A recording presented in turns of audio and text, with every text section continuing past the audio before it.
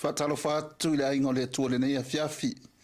Fatalo fatu foi au fainga luenga le tu fa le langi. Ma lor nga lue, ma lor ta wivi, nga lue e fai finga nga lor tua. Ia fatalo fatu foi sta ma stina. Uso sto fine pa anga foi le tana no le uso le nei fiafi. Wa mo wane nei mahafutanga. Ia le nga tailea Tarufa Pitoatu, the Ecclesia, Grace Recipient Community Church. My lava, lau sina se o lava le whanawiti. Ia, mahalore so I fuamanuia, mahalore langi a mama. Tātou patipatia ma whaaftaia le atua le neia fiafi lona lofa tūnoa. O ma whai e foi, o na tātou whaidua. Lona lofa tūnoa leo lo munumuri pe ai tātou ia so oma. Leo ma fai un tatou whailua ele nei a fiafi ilunga o nei so ta inga pena whai langi. Ia, maroso I fua. Maroso I fua pasta. So ngā taitai, Grace Recipient Community Church, pasta e Feso Fontaine. Ia, tule nei a fiafi pe e.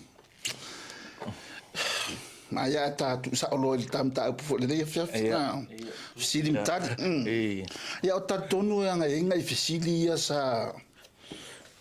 Sini ai foi le tapor kala me o le vai aso le ana tani ia o te manatu la e ma ia ka mua a ka o nga o mai le ia o ke do la ka fa sa lo konunga I skupta te tele ale na e sini foi ta o ne ia fiafi mo spa manga ale leita a mata mua ila I le ma reto todo I lona fai upa suma le ono basta e sisi fa manga la titi ore anga I mail fisili ya pe o turanga lana I le turanga le sata tano le papsonga le poteni ni ono le faulaina ya le ala o to anga mail fisili I matai o suma le ono Marecos Fuono I lona fai upa iva pe ma fai ona to ta fa la tele mai turanga le pasta mo le ne fiafi Kaya pasta atonu no ailo silinga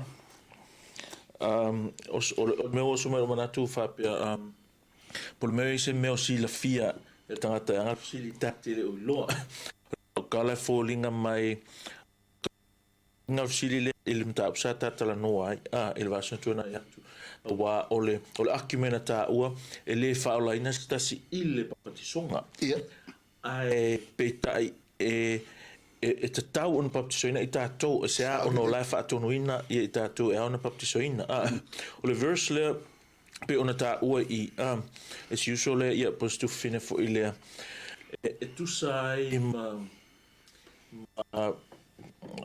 o lea lava su e alfata mo mele textual criticism of to God's will ia lata e whai tātou I le lotu lava ia tā punei o le textual criticism that's a canonization of the scripture punga e tala noa I nai how the Bible came about and ai tatu po a me lai konkus pa ia ma le history o le faso solonga menga tu whakasinga kus pa ia o ilo umala tatu pe ona afia fo itala ni so taimi o kuspa ia I fa penga mau fa atasi pe ona tato ia I aso nei mo mare spiko I ailangi mo mare spiko I o Middle East me apenga si amangi o some parts or the most of the parts o kusia Isaia o falangi me apenga so o mata upulanga o inai ia mea ia ona la alanga ferme le la utala o le foi upulea ua fisilingia le Marecos Fuono fai upu iva ile tusai ma mea nga tusai ma whainga whaavaenga ma tususinga nga tusai ma textual criticism ia tusai ma canonizations ia tusai ma le tu fatasi o kuspa ia o manuscripts kuwaia po tususinga tuwaia when I say kuwaia we're talking about first century first and the second century comes up to 4th century se ola vai unga tama I le Ecclesia o le winga la tala o unga o manuscripts to wainga e fa ko kuai e le ola ve ai le vaenga le o le matai o yo Marecos Fuono I vai kau le lua se fulu ko so manuscripts kuai umalanga e sa ulava umar fai upo e valu saulava ile mka upu mua fa mua o lo le fa upu mta upu sfuma le ongo fa upu evalu umalo inga ia kusia ia mareko. Kasi mafu anga dia. Afu la ngare fa ko apasta. That's a nice question. O le mafu anga ele maua isi o mafu anga Paula vanga o mea ngai old manuscripts nei. Ia. Desa maua. A kusa koela a fika ulai kusa mfama umonga. About 5,800 manuscripts. Fa kusa umala menga ese unique kuspa ia maisi kusi maisi pela historioloma ia Roman Empire empire being ase lua lava ia tusu singa fa kau yai. We're talking about ile kaimo Yesu fa solo mai al kuspa ia 5,800 plus manuscripts. Compare all those. They're all writing about the same thing, not mentioning le aminga fa akasi le. Ole kele lo manuscripts kuainga. Mind you, have ailele ile King James, man call the King James version, King James version. People always regard it as the oldest translation, but that's not the case. Alanga folinga makua ile King James version. Nganga la fa nga it's old English yo King James nga le fa ngol fa liunga le la ka mai nge ya tu akula kusala King James fo ia manuscripts langa translate mai ai me ala nga ol King James ai e ke mauai le fa upoi von gaps fulu se yo ol fa upulos fulu ol tu sila vale Mareko io kusala ole fai upula le PFC le ia le usole po to fin foi le ele o ia konga ai fata wina foi la lo ia fa pe mai o tu mai o ia el tai au lava o le ulu ia sol vai sa pati ona lua i fa ali le ia Maria Makatara o le na ia tuli ese o le menga le ia fai upula fa mai il fa Britannia. When Jesus rose early on the first day of the week, that Sunday, he appeared first to Mary Magdalene, out of whom he had driven 7 demons. Faila si mga liyor of ayakway ing. O isi mau fe mai e let's taunga i me fe mai le o mariku. Pe apeng of ako. We don't really know poleale intention of sililea, what is behind it. And we humbly try to answer it. Onga pero fatu kakele lo umangi mea apasta pa. O se malama muiti tu for inele tu. Na pero so so anil tino ke viso. Mea ka u fai. O le ke va ko i sililea. Man pula. O fai pula nga pa because like I say, I'm trying to relate il papkisonga o gala leta no ile to tu Yesu fulinga me ngale ka sa wele ile view o que eu vou me faisi maonia ele o makanga kusi ele ma rekonga kusi ele vai ngale lesi me o me ko fa popo I e mau malava ya ma Mateo Maluka ia mea ia ku ia Maioni o tula malea o pela versone ma quale vai nei ten compare remember these 3 Matthew, Mark, Luke e ka o synoptic alang synoptic gospels because e kukusa uma lako accounts kusa mea fa mau o ingana vai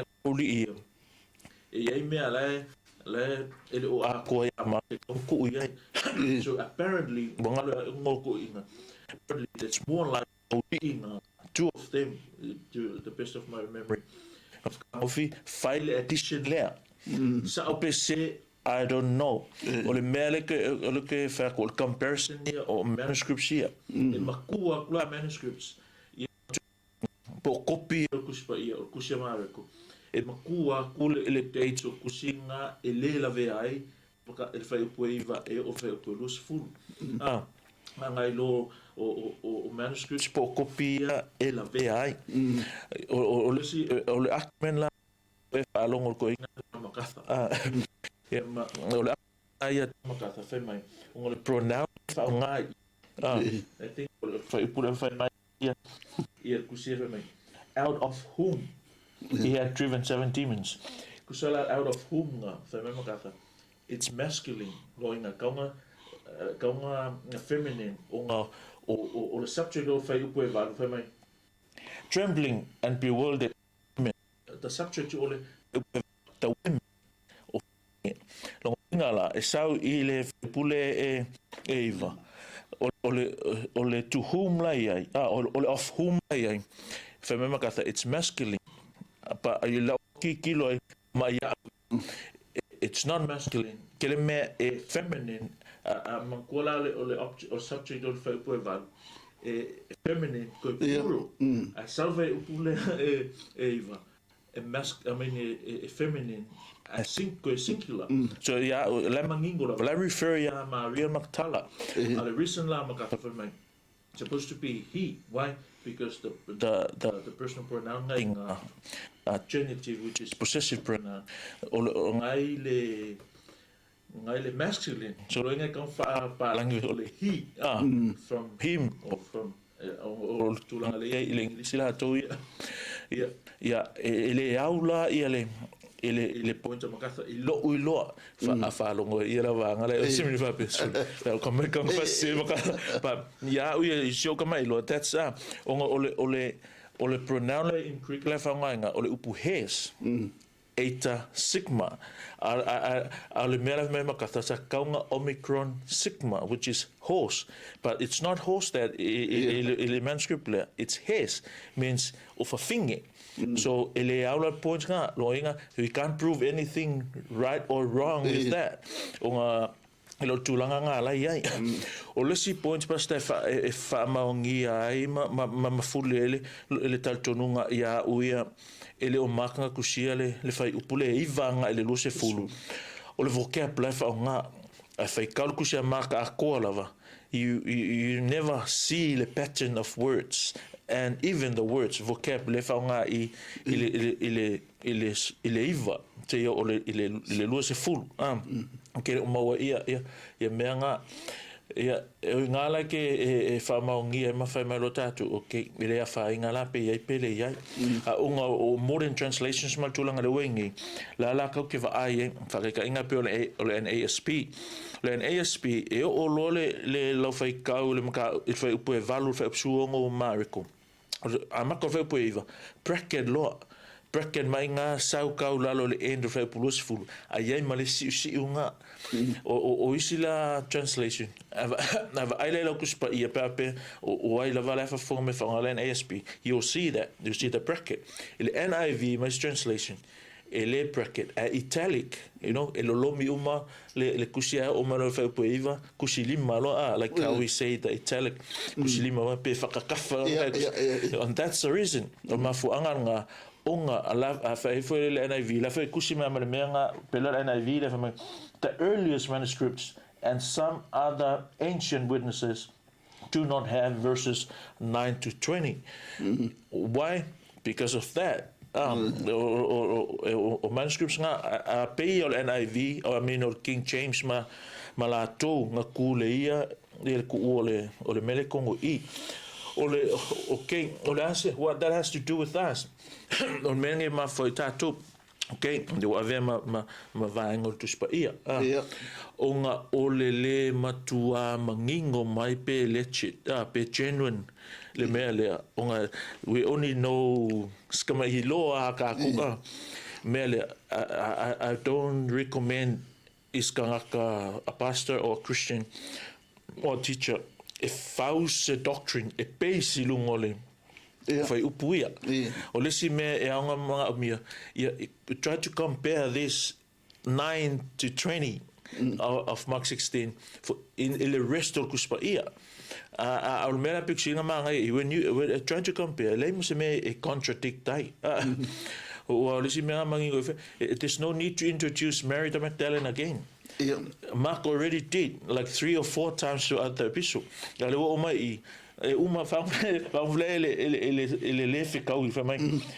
Trembling and bewildered, the women went out and fled from the tomb.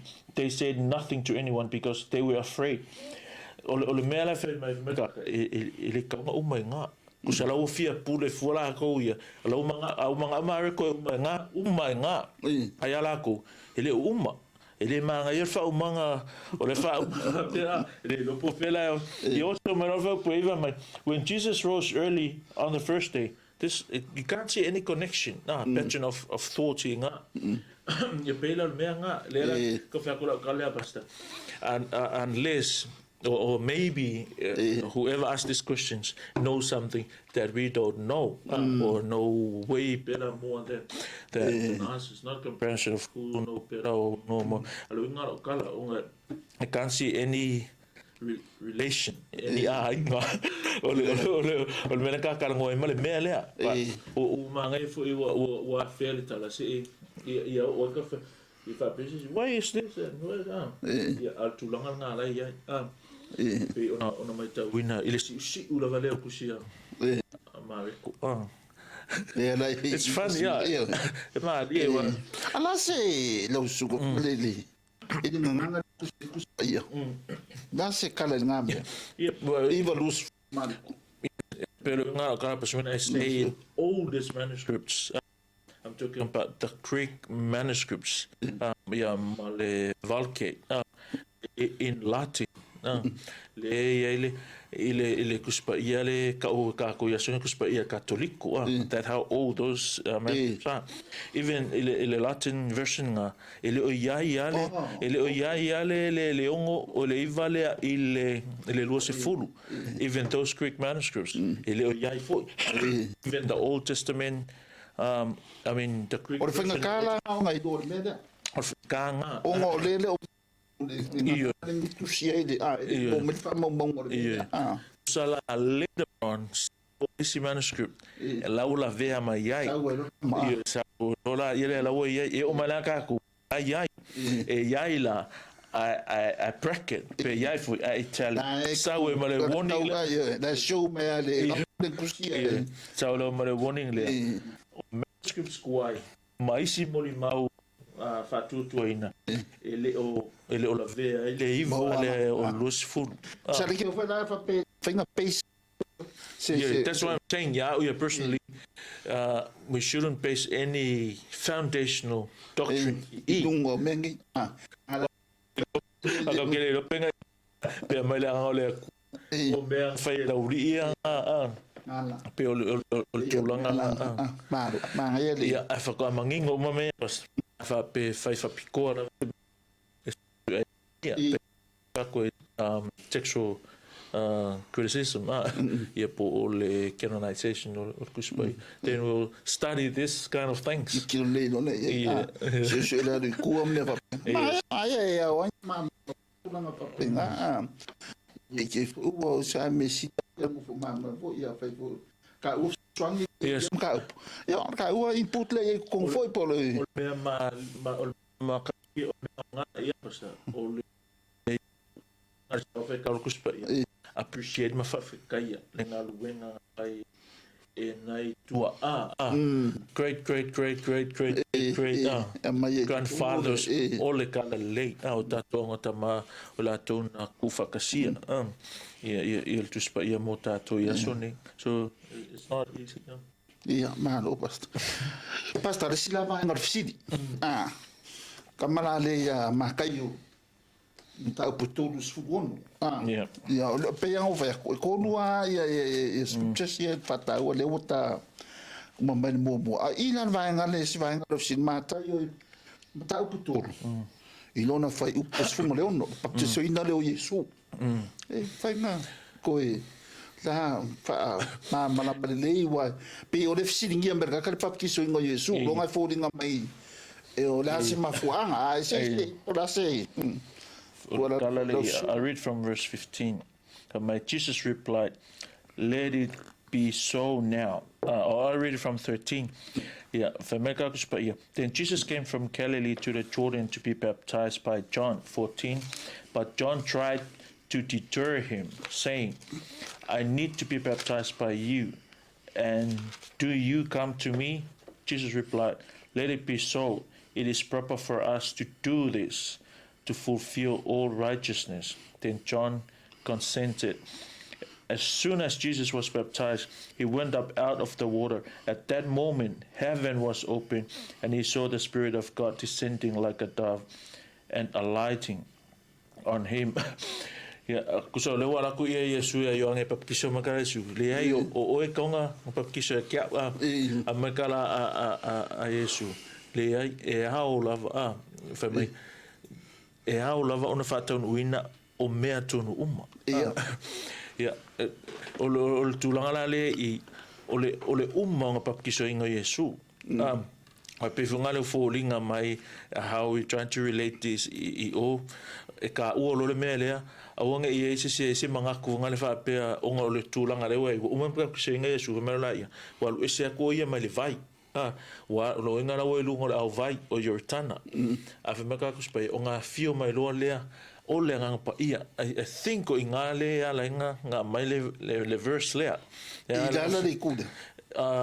if I can say the chronology the fasolonga kai mi le me o le mele ia Yesu nga uma papa kiso alu lunga un kol vai a fio malangang pa ia kusala pe ngale I lo si kuma le pe foringa mai le take me fsili le foringa mai mangkua le isu le kangoa inga ka ua ele fala inga se papkisonga o papkisonga comes after you become a Christian but you cannot become a Christian lem fainga ave me Christiano pe fa pe ele ia fio le ang pa ia konga ki oi al mele ku pe Yesu o ma papkisonga saulunga un kol vai ai le ngang pa ia fa pe o se lupe nga emo like a lightning I lunga Yesu o mea ia le kuse yo ange kuskala a me ku kupu man va nga va ai ma kupu ia yo ange papa kisu nga va ai yo ange ile ang pa iwa fio ifu fa pe o se lupe I lunga o Yesu o le winga la tala ile pattern le ele o le fainga le e folinga mai ai la fa mai tato e faolainga o I papakiso e whakaafio mai leo le ngang pa ia wa me mua lava o Yesu ngai ai lava le ngang pa ia ai peo le papakiso nga ma le afio mai whaapeo le ngang pa ia it's more like o le sign lau saunia lau whaasaungi po la ua ready e whaia ia lana misionga ai le whapele ia le ngang pa ia ele whapele I whaolainga ia Yesu ke minganga papakiso ai le anga o I o le li o le tala maanga ia nga o le kala a Yesu le whaipunga skuru lima nga whai mai Yesu o kau ia ka konga whatanu ina o me o ngala o pole ngala I pasta ke ua whai le mea le papakiso ngala Yesu ma mea e sapura I ka ngaka ele view le e papa kiso mo ina ia faola ina ai e papa kiso ina ia fio malangang pa ia but that's not the case with Jesus it's not the case with us as well ka ko e papa kiso ina mo ka ko le nganga ona se papa kiso ina mo ka ko le nganga e faola ina mo ka ko anga taul o le sivo me ke le fai mangasu le lo ke sia so ni pas e taul o papa kiso ngale nganga o so sa on ma focus yang o menen kupula so pentecosto but that was then when we speak of the baptism of the Holy Spirit we are speaking of the regeneration being a Christian becoming a Christian faola ina o kadia yo hello kadia le li o ave ma ke usiano that's the baptism of the Holy Spirit o lesi analogy po leska unga ka wai o le toe whanau fo wina. Le la whakso ia, whaapei la wanga le iloa ka kim na whangau wai. You don't experience it. You don't ask for it. So as the baptism of the Holy Spirit. O le mea whai e le atua. Ia, e ke whiu whamamana, mana ngā mea i le tele o ke usiano. Mea ngā wakuna o le nganga o le atua e mwhai ngā marama la na fionga. Ia, o tūla ngā iai. So it's not a pattern for come and baptize to receive the Holy Spirit. Pe yo le mele ka ngoi pe kelu I o ia I kusenga wenga ia mo ka ngoi pe kelu I langa piso. That's not the case. Awange ngaro le fola le no contradict because male mele you got to interpret the harder verse with the easier verse. Have to reconcile. It's a reconciliation. then ele menga kupu. No contradict. Fikala menga is a huge contradict. Yeah. E mo mi ai le. Fōringa mai o serious at ki kilo le ora le ngā lakwa pia. A o le ki kilo ia Yesu o ka iei mea. Iyo. E ne kau wale pe fōringa mai papakiso iyo o kule au pai mi foi. Pe ngā pe ora in ora ni. Iyo. Pe meno la ia ke sia. O ia. O ala fe me pe keru which is that's not what Peter means. So ala fe mai koran kam fe ka fam ram la le upunga o le fo baptiso ina mo le fa mangalo ina sala. So it's not a condition, it's a result. Ya inga lo la ma I me le la fe ko ka o ele o le pattern le ele order le e mul mul ai tato because it's different. What is it o pap ki songa a yo angi ele pap ki songa ngala o cristiano, that's a different baptism. That's a baptism o le salamo o ka ka ngo ngi ka Pwede ka nga le ka ngo ka o me fai o investigate o ma Basta. Marar ka iba ka de ang. Papela o Yesu le pap. Yesu ele sensal. Ele sensal. Papa kiso fu. Papa kiso alela papa kiso yo. Kiso nga yo. Ya le. E yo ngi Yesu. Lungala sara moe Yesu. E fōringa mai la wa sa Yesu. E fōringa mai kai fa penga. Ona se whamkaranga wara si ngā maenga e relate I le mere ka wā. Le ka wā ngā emergency de I le ka wā ngā emergency le mātai o kōsu. La se winga. Mai kala a Yesu. As soon as Jesus was baptized, he went up of the water. At that moment, heaven was open, and he saw the Spirit of God descending like a dove, lightning on him, and a voice from heaven said, "This is my Son, whom I love. With him I am well pleased." Makala a Yesu fa ipules fulima pasamai. Let it be so. It is proper for us to do this to fulfill all righteousness. I like this for me. Let it be so. Mangko fa ko yonge ya Yesu. Ele pap kiso e a uia. Ya oe kam pap kiso a mai kala Yesu. Tu mai pe ia a wai fa pe ona tau ya te itato and I like that for me. Ya te itato not la to, not ma to, not o to, but tato. Jesus include himself, and he's talking to John the Baptist. Mai la kala Yesu for me. A wai fa pe ona tau ya te itato ona fa tau uina o mea tonu uma. Let's say we don't have this theology. Let's say we don't have this knowledge of biblical language, and we take this as it is. For my tu mai pe ia a wife a pe ona te tau ia te ima tu ona fa tau no ina mea tonu uma. Wa ia mea tonu uma. Let's say we don't know. A Yesu le ka ukala mai e aong fa tau no mea tonu uma. Paule mele la kamai ka kova ai which is ole mea le kupui ole pap ki soinga Yesu ole mea tonu la le ka ngo Yesu ole pap ki soinga o ia. I say tonu ai we might know, we might do not know. Peonga sa ngora sunga ole ele yang sala Yesu a pap ki songa yo ang pap ki songa sala mo a fa pena le pap ki so Yesu lo ngo sala mo Yesu lo ngo winga nga sala Yesu. But that's not the case. Me fa ko I like this word to me Yesu. Ya te imato kusala femaka I mean ya te itato kusala o kango Yesu. It's more like an identify fa kasi Yesu matangata ia io ol pap kisonga la Yesu. It's like John is declaring to all, this the kai I was talking about. Kakale le ngo fa ko e fio mai o ye pap kiso te auto ile nganga.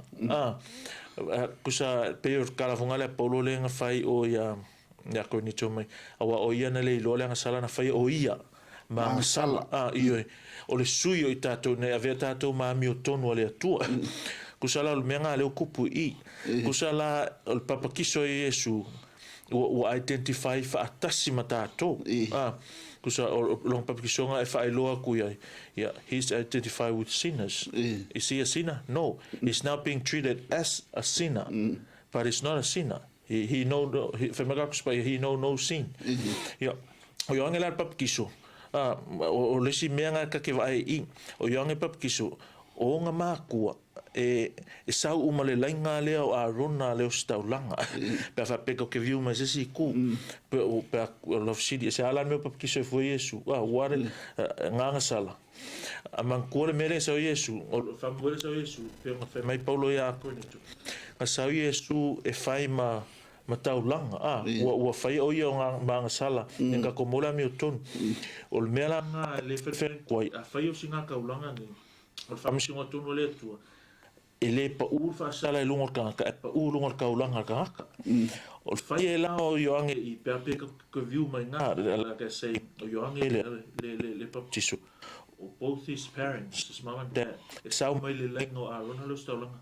Le fai e lau Yesu makaulanga, le ka ko o le taulanga sili. Le iai lau o yonge I le picture leo lo staulanga. So, le papakisonga Yesu, it's more like o le sau nia leo, e po le tape na ina leo o ia e yonge, e fai mataulanga. I tangata o le atua. Pe o mena e kau e mafo fau I.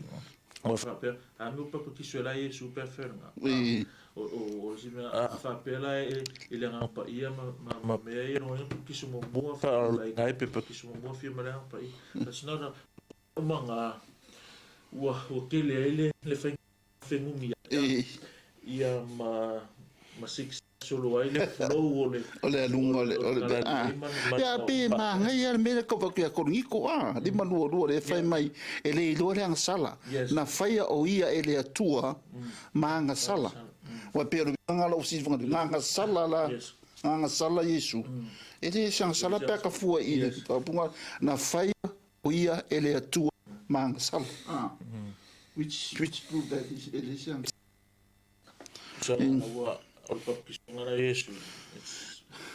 he's now treated fa pe o stangata ele ang sala Yesu pe o ile ka ka wa lu ele fa ma fa wa pe o le ka ki ko le take do le menga pa kiso Yesu pa kiso inga Yesu fo ringa me o la pe o ya la fo la ya ma yo le pe nga sa ngo le contradictare o le ko fa kala mai e koniko ele I da fai a man fa me kala Yesu e a ona fa tanu no me tunu le wana ka pa pito ke le lo me ia arme su la me tunu me su o pa kiso no inga la o le mea kaung fai o le mea tonu o le mea kaung fai le baptiso inga o Yesu wa le focus ka ko papiso ka but all this things me so malie me manga ia la vivi ile tua ma e ka ko le tua when you know ile tua mana mata yes sa o le ya o le mea ia sin ka ma ma foi ia ska input ai foi le va ia o se mea si ta o le ne pia ia ka fa mai I le vanga mo buri le o le fisili le fisili le scripture mo buri le Ioane tolu I lona fai upo tolu se fangata le lima se kasfengi ka upo se wa ese ya manatu vo ima ulanga vo ya wa mau di ese fo finga ngalo ma fa upunga o fela fo a me se la vol fa winga I se fa pe o le fa na I le pa pe fo no fa pe ngar ka kilo I de men ya fa na le fa pasta la se I think or fa upunga pasta o le polu fa po limba yo ne tolu no de tolu mai vai But Jesus replied, very truly, I tell you, no one can see the kingdom of God unless they are born again. O le mena mga omia I o le si, o le vaai le malo le tua. O le condition, born again. Ka uang whanga fuwinga. How can someone be born when they are old? Nicodemus asked. Surely they cannot enter a second time into their mother's womb to be born. Verse 5. Jesus answered, very truly I tell you, no one can enter the kingdom of God unless they are born of water and the Spirit. This is where the problem lies. I like the parallel. Look at verse 3. Sorry. Very truly, I tell you, no one can see the kingdom of God unless they are born again. John will write the same thing here. Very truly, I tell you, no one can enter. Verse 3 is see the kingdom. Verse 5 is enter the kingdom unless they are born again. Verse 3, verse 5, unless they are born of water and the Spirit. Kele langi faliliu wa fai I apasan ele me ngau le ngang pa ia tato fai ka kus pa ia o symbolize ole u fangu fanta oil ia ole afi ia ole vai ia ole lupe pe nga ia I persona yes fa falling o se lupe not a lupe but like a dove as a dove. To ila o kikilo e merkali a Yesu. Truly I say to you, unless you are, one is born of water and the Spirit. Ko kikilo il telong isu mga ko fa nga I ole mele mo miele le makala I ole phrase nga born of water. O nga e fatu sai na ngisil nga born of water fa mai ole vai le kalngoa I ole baptisonga I le vai. Yo ila le malo sel kula inga menga le o ole e mga mier pap kiso e fa ola nai na do sau il pap kiso yo kusa foi la pe fa pe pap kiso ngale kau I ele era plava ele fe kau I lava man ko foi ele mera wa inga tato male sa valir kuspa ia ko wana ole fa tu e fa ola nai ele ai se pap kisonga ka ua o fer kuranga pap kisonga e muli mai ile faolainga e fatutua e umalonga nga faolainga oe o meanga e la vea ilo langa e la vea mal pap kisoinga o la fapainga ka la finga lo le tua ma wa o ila fa menas kaka ole upule ole fa nau ile vai a tomalenga ole vai le ka I fa mai o pap kisonga. And I can't see that it kuspa ia me mo theologically ile solo mai o nga kara le o kuspa ia ele fekau ngal fa tu lava e fa ola inai ia foi ska ka mai ole fa nau le tino like ole vai le ka I ke ro me ngale a positina mai tanga ia me nga mai ole vai pa mo kusala refer is ka for me that's born in the flesh. So born in the flesh and born in the Spirit tu puele me ole fa ola inga ole papa kisoinga ole papa kisoinga ku pol me ole fa ola inga kusai markala for me ka vle fa upunga lima me virtually I tell you no one can enter the kingdom of God unless they are born of water and the Spirit. Kusala ole enter the kingdom le e farangolango fe mai you have to be born like this. You have to exist in the physical body there. Nga faolainga nga faolainga la ile oi papkisoinga la ile oi ile nganga fanga winga le oi ile nganga ngam failanga enter malo le. So have to be born in flesh and then born in spirit. And then you enter the kingdom. This is not that mukele lo po fe ke fio se me a ingat kalanga mal context le I male kala kuspa ya kole I ele se me va penga ele fingi mau e saporai o mai fola ele le sim manatu manga ia le apas o le manatu le fe mai o le vaile I fa kaule le upole tua.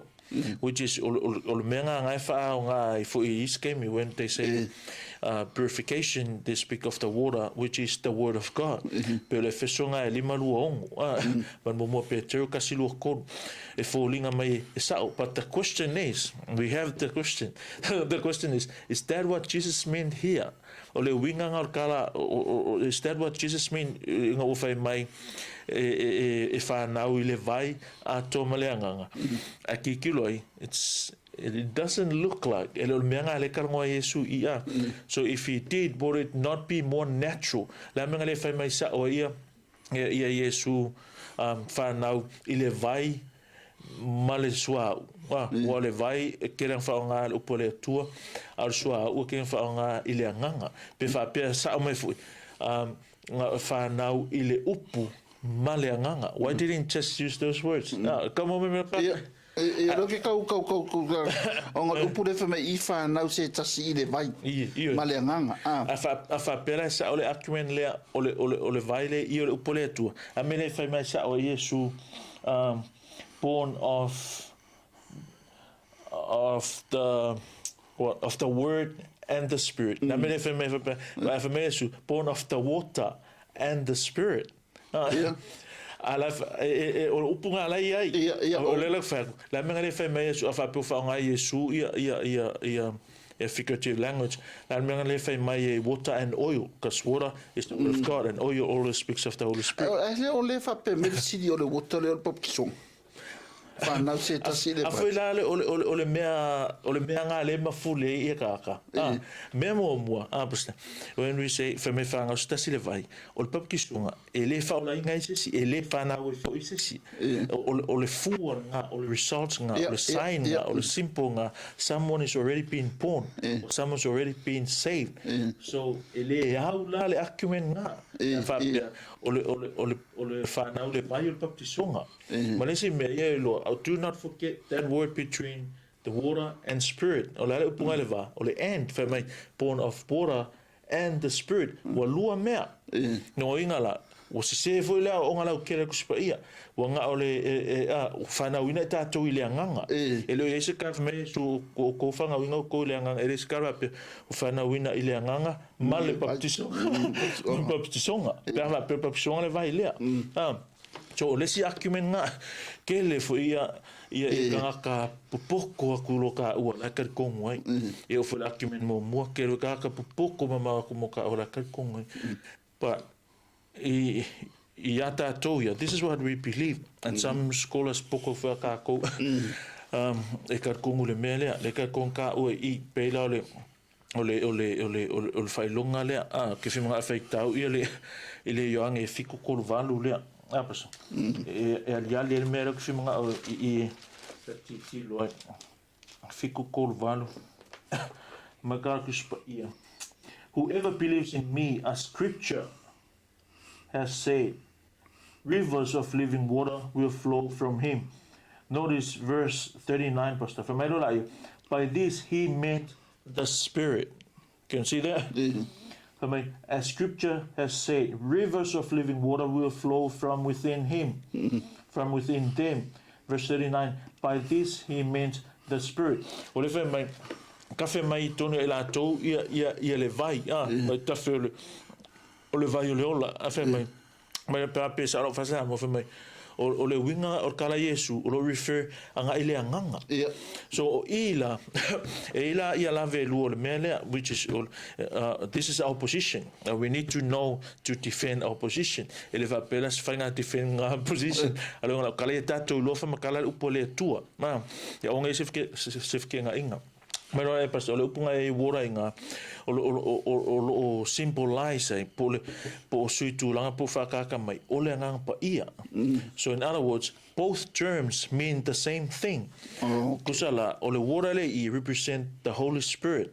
Ole Spirit le I is the Holy Spirit. So how are we gonna bring these two together? Lo inga faulinga me vapia born of the Spirit and the Spirit doesn't make sense. But always look at it in the original language.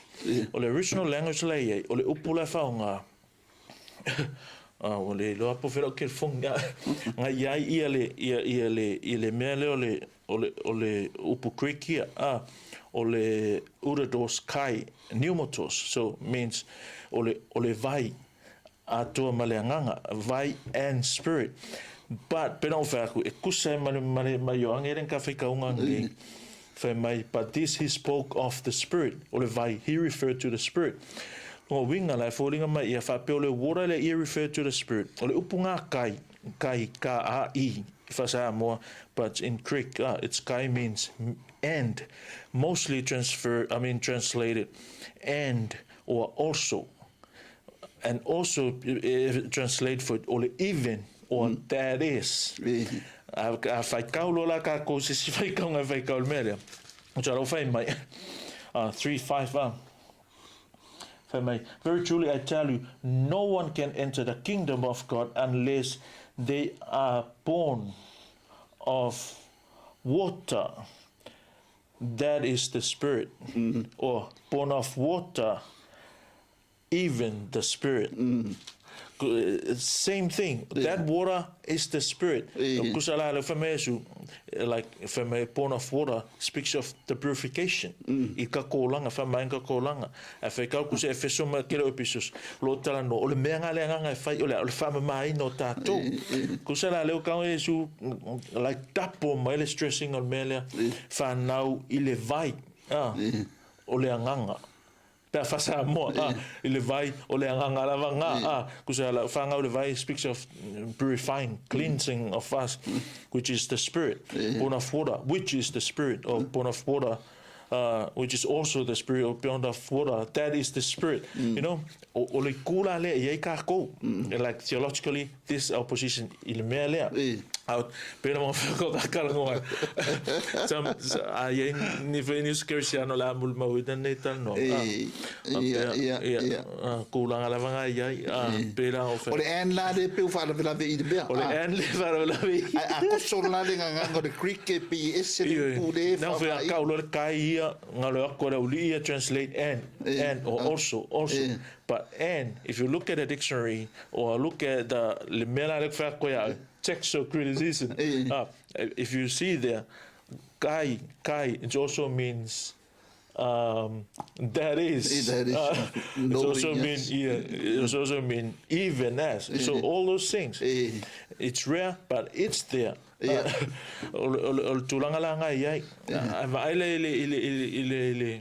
Il theory there. Proposition there, it makes sense. It makes sense for in terms of I don't know if you heard of another theologian, but he's a great theologian. He John Calvin. So John Calvin, that's his position. One guy by the name, I forgot his name. That's his position as well. For easy theologians, my easy great scholars, they don't agree with us in this thing. But we are. That's how we're supposed to interpret this. Position Pastor Savea. Pastor isi me ko fa popo ko me ia instructors e kono ka ko ka fai tau for fisi si tu fine po se uso sa fa fisi bai ke para vara fa tu nga pe me fai ele uso po le tu fine ona ma wona nei ia ole talo ia fa pe na ona nga le mai le tu pe ia me fonga le humbly study the word of God.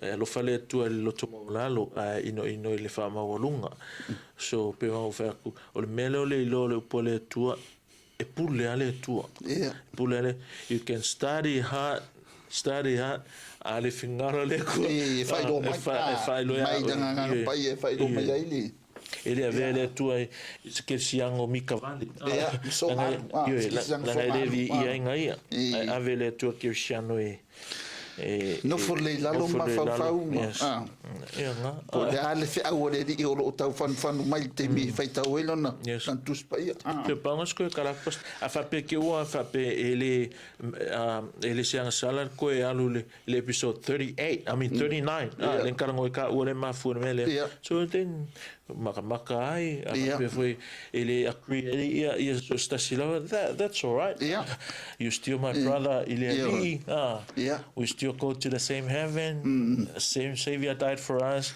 Vanga wepe mele se kua ia Yesu ia nga ia lo le po. Se no fa pe me ia si wala ka tera wala. Yesu wala. Yesu wala. Atu ni ia fiafi fa ftai to lo sunga pasta. No. Mo le fulfulai na fo imale.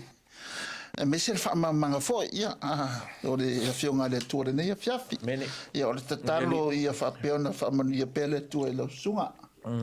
Ia ele to fa mer fo tu tanga wale Forfolaina foi ma le tara inga ma le fanaino ma mo le da fa mo le tua fa man le tua nga lu e no fa ia no finga ngalo ia o si mato tala pupu na le ia fiafi e talitonu ia o tatu le fai ungo le tala no le uso le ia fiafi ma lo ta pua ma lo fo ile fa fonga le ia fiafi fa manu ia tele le tua i lo loto amen tatu to fe lo ai fo le verso fo so i fo amen amen lo ni le